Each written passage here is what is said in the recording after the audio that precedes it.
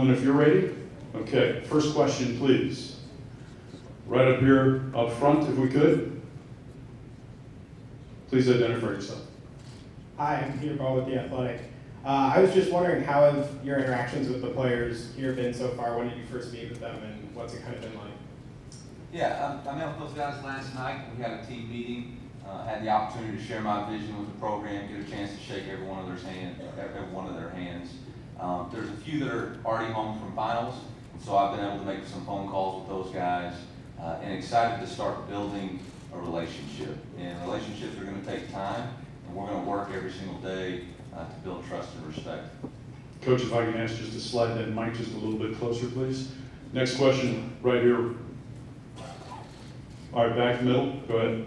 Raymond Carricker from 101 ESPN in St. Louis. Jim, you said we've got our man. Can you tell us, when you initially met Eli, what made him your man? And what was the thing that put Mizzou over the top for you, Coach?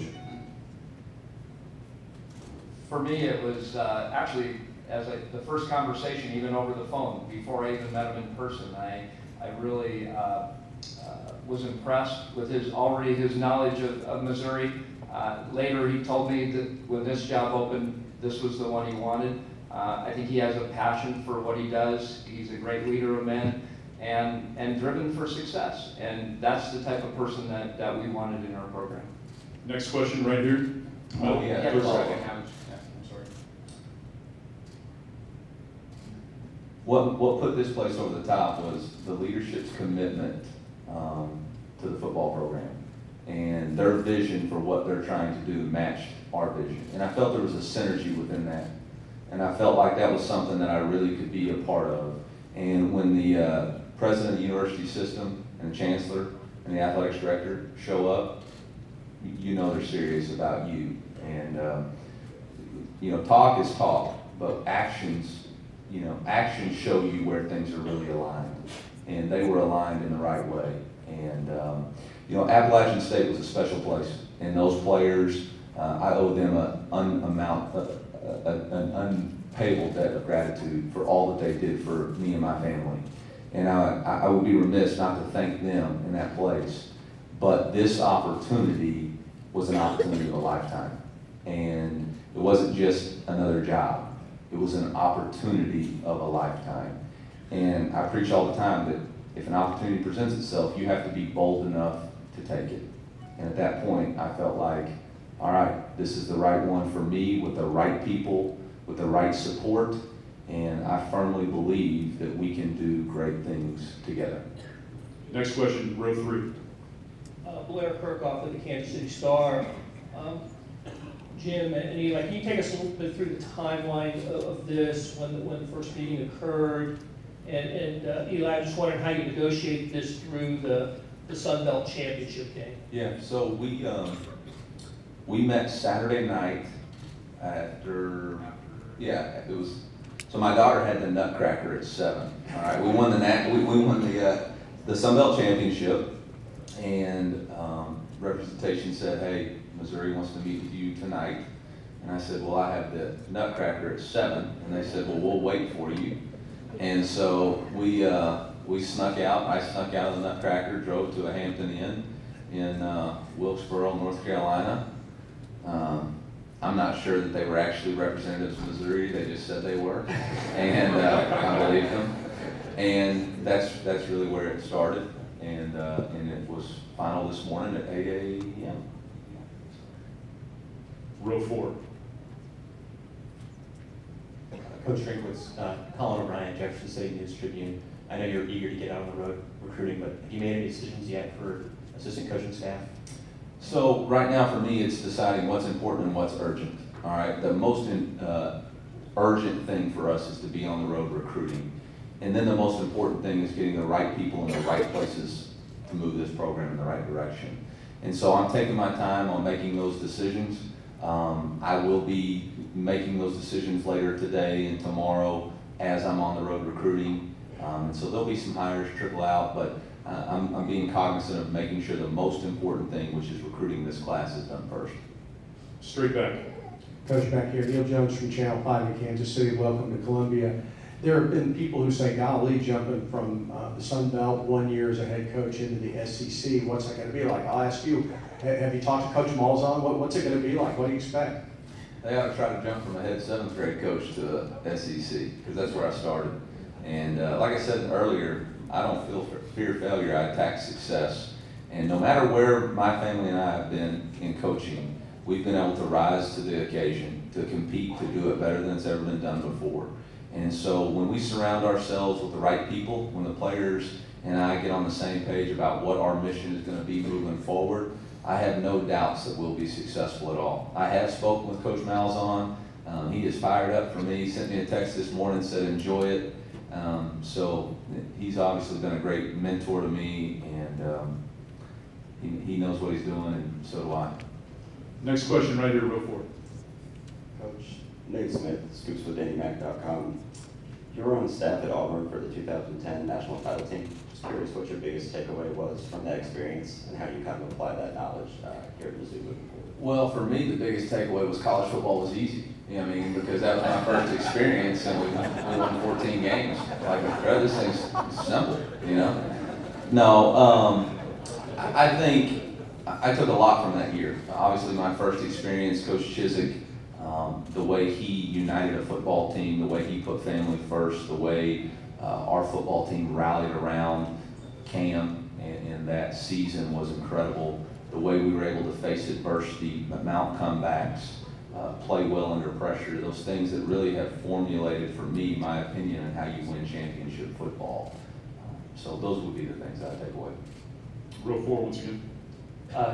Coach Ben Durando, the Columbia Missourian, you were talking about the experience at that hotel, and you said President Moon Choi was pretty persuasive. I was wondering what he said that was so persuasive to you.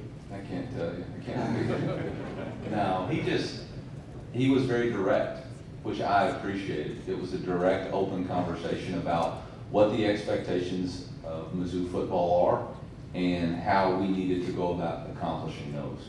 And his passion for Mizzou representing the entire state, for football to be a window to the university and represent the university in the right way with class, integrity, and academic excellence, aligned with my vision. And when visions align, I believe great things can occur. Like I said, if we will all push in the same direction, everybody's got ideas. That ideas are not the problem. Execution is the problem. Ideas are everywhere. Execution is not. We've got to execute the ideas and the vision that we have, all pushing in the same direction. And when the leadership is on board with that, then great things can happen. And that's what we're about. And that's what he was about. Row 3. Max Baker, the manager. So I was, I know your Appalachian State press conference, you said you would be the offensive coordinator and play caller. Yeah. And so it's kind of a two-part question. Is that something that you were going to be doing at Mizzou? Is that a decision you made? And then also I know that you said you want to do something that's never been done before. That's like one of your mottos. Is that something that you want to do here? And if so, like, what does that look like? First off, yes, I will be the offensive coordinator, play caller. I firmly believe when you take over a program, you have to establish the expectation and foundation for what your experiences are. For me, my background as a quarterbacks coach, developer, and offensive coordinator is what has allowed me the opportunity to be here. And so we're going to lay the foundation of what the expectation of offensive football looks like. Will I call plays forever? I don't know. But I know I'm going to call plays the first day of spring practice and as long as I need to. As far as what it's going to look like to do it better than it's ever been done before, I don't know. I'm going to have to research that. We're going to have to identify that as a football team. As a football team, we all have to, it's just words if I say it. Our leaders, our locker room, and us all have to come together, establish our identity, and say, this is what we're going to accomplish together. Coach, we're going corner, row 3. Benjamin Hockman, the St. Louis Post-Dispatch. Obviously, you wouldn't have gotten this job if you didn't know defense too. That being said, you'll hire a defensive coordinator. What are some characteristics of that coach that you desire, and what must an Eli Drinkwitz defensive coordinator bring to the table? Well, first and foremost, when we are talking about hiring men, we're talking about hiring people of high character who live the truths that they speak of. who have integrity. The most important characteristic for me is low ego, high output. We're about all being on the same team, being united on the same mission. And so I'm looking for a defensive coordinator who's going to have low ego, high output, who's going to work with our players to push them to have the best performance. So those are the characteristics I'm looking for. Specifically on the defensive side of the ball, we're going to be multiple. Like I said, it all starts with stopping the run. You have to make a team play to their deficiencies, not allow them to play to their strengths. So we've got to stop the run. And then we've got to, it's a quarterback-driven game. We have to confuse, harass, and hit the quarterback. We are not going to be able to allow him to stay back there. So if we can get pressure with 4 and accomplish that, great. If we can't, then we got to bring more. So it's not necessarily I'm going to be dogmatic and saying it's got to be a 4 down front or a 3 down front. It's about how can we get these things done? How can we stop the run? How can we confuse, harass, and hit the quarterback? That may be coverage variation, that may be through pressure, that may be through a multitude of things. But the most important thing, and the thing that I think sets up championship defenses, is tackling and turnovers. We are going to be a team that tackles well and creates turnovers. And that's what our defensive coordinator is going to bring to the table. Going to row 5 right here and now. Bill Pollock with Missouri Net. Coach, you talked about recruiting in St. Louis, Kansas City, and the state. Where else will you go to look for those high SEC caliber players? Wherever the right young man that fits Mizzou is. There's been a great foundation in history in Texas, and I think we would be remiss not to continue to establish that line. I know Coach Binkle in the past did an excellent job recruiting from the state of Texas, Chase Daniels from the state of Texas, and several other great players. So definitely Texas, obviously the surrounding states, and then we will hit wherever there's a direct flight from Kansas City or St. Louis that has players that fit us, that we can get them here, then that's where we're going to go. Going to the far left side, row 4. Hi, Coach. Tom Depot, Sports Radio 810 in Kansas City. You spent time down in Arkansas and then Auburn and around. So you've seen from the outside Missouri as they transition from the Big 12 through the SEC. Just what are your thoughts about how that has gone and where it can go? You know, to be honest, I can't speak intelligently on that. You know, when I was in Auburn in the SEC, Mizzou was still in the Big 12, and then my path went to Arkansas State and Boise State. You know, I do remember because I kept track of Coach Malzahn, Missouri playing in the SEC championship games several times with Coach Binkle, and so I do know that the opportunity to do that is possible. The path and the plan or the path has been shown, and we just got to figure out how to replicate that success. But how the transition's gone and all that, I can't give a valid opinion on that. Coach, we're going right here in row 2. Eli Letter from Columbia, Missouri. Well, yeah, all right, yes. Good name, huh?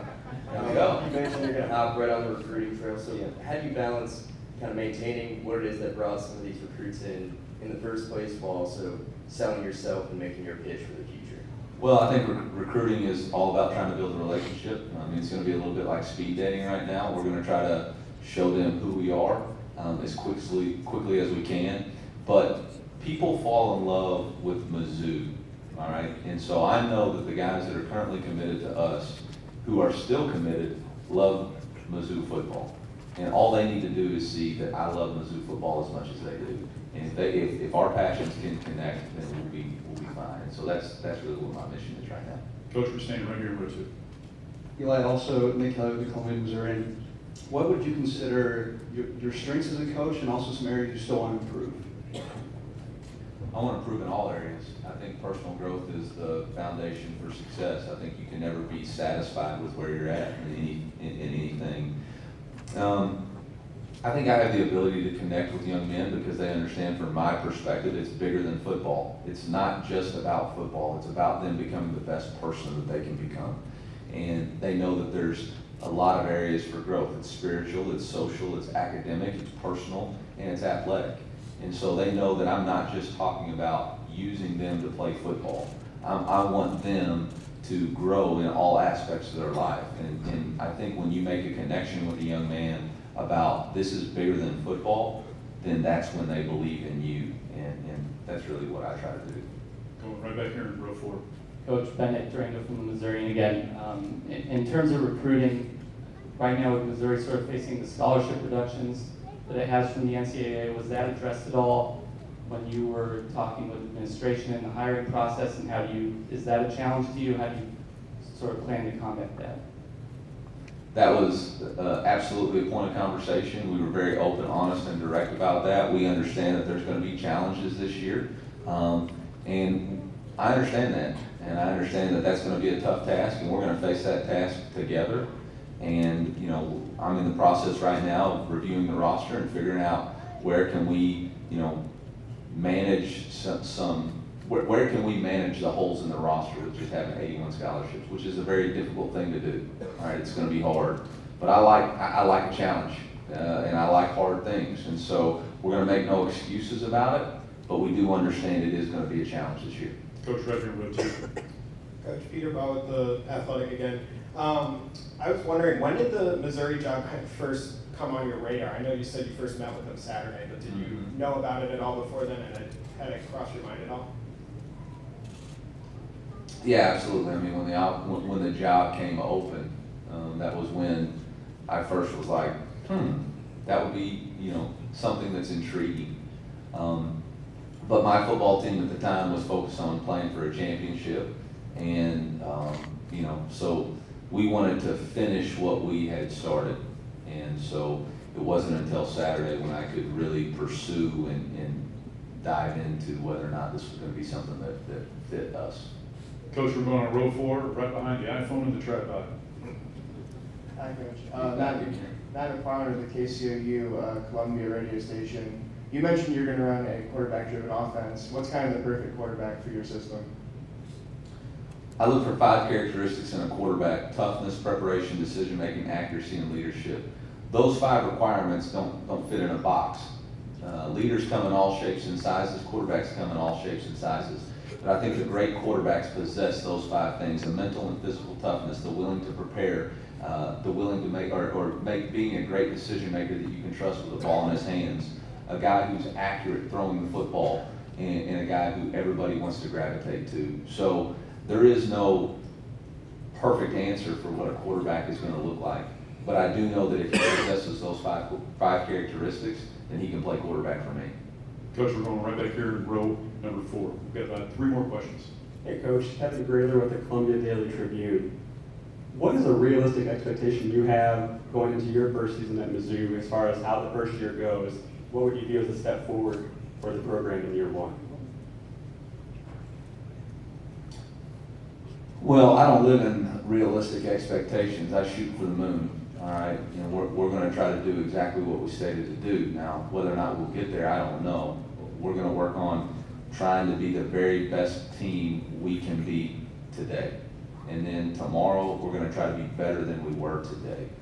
We'll approach each game with a 1-0 mindset, and we'll stack up the W's and count them out at the end and figure out if that gets us to where we want to go. I think too many times in life people want to project and look out and do all that stuff. You got to focus on the moment. Stay in the present. Compete to be better today than you were yesterday. You can't do anything about tomorrow. Tomorrow's got a lot of stuff. We're going to set the goal, but then what happens is every single day we have to work to achieve that goal. We can't be sitting there going, oh, no, we got to, today, how can I be better today than I was yesterday? How can I be better tomorrow than I am today? And so, you know, realistic, unrealistic, I don't know what that is. I know